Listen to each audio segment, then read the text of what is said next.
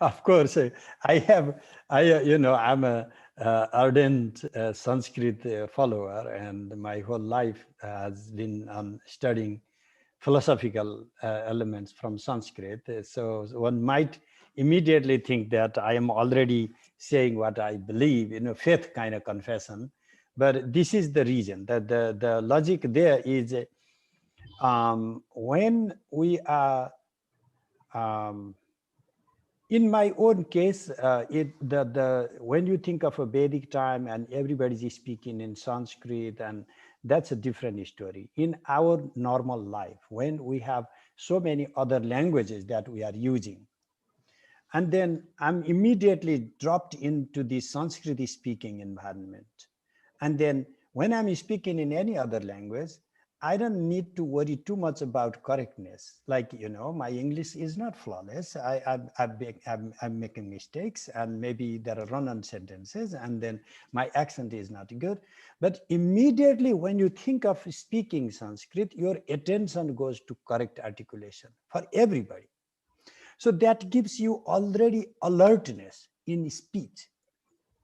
Every word coming out of mouth, we evaluate whether I'm correctly speaking or not. Even when we make some mistake, we immediately tap into those mistakes. So that is already a yoga.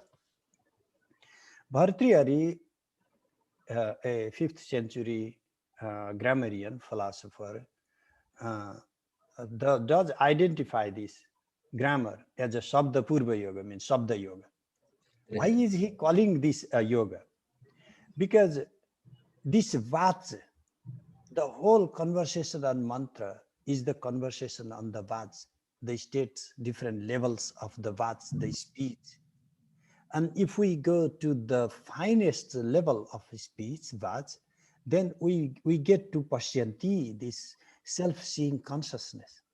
Anadi nidhanam brahma, shabda tattvam yadaksharam, vivartatertha bhavena, prakriya jagato yataha, ekameva yadamnatam bhinnam shakti vyapasrayat, aprithaktvepi shaktibhya, prithaktveneva vartate. Bhartrihari lays the foundation for this Vak yoga. Actually, Vagisha Shastri, one of my teachers from Banaras, he developed this elaborate model of, teaching yoga through these phonetics. And so it is understanding the different articulation of different phonemes and reframing our tongue in, palate. And sometimes it is mean when we say to the Westerners that you have to correctly articulate it because their body is formed already, the palates, there are like some vocal cords, they are already built in a different way. And like I pronounce thick, like, my retroflex is very strong when I'm speaking English words. So they have this soft palate for that. And so it's physically difficult. Some of my students have done phenomenal job actually to build into their system of how to exactly articulate Sanskrit words correctly. But I can only say how much of attention. What is yoga? Yoga is attention. Where do you put your attention? To your speech. Because what is your speech? Your thoughts. Because thoughts come out as speech.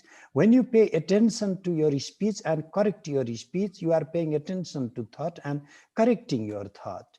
That is the highest form of yoga in all accounts. So therefore, yeah, of course, I can see direct correlation of Sanskrit with the yoga. Thank you.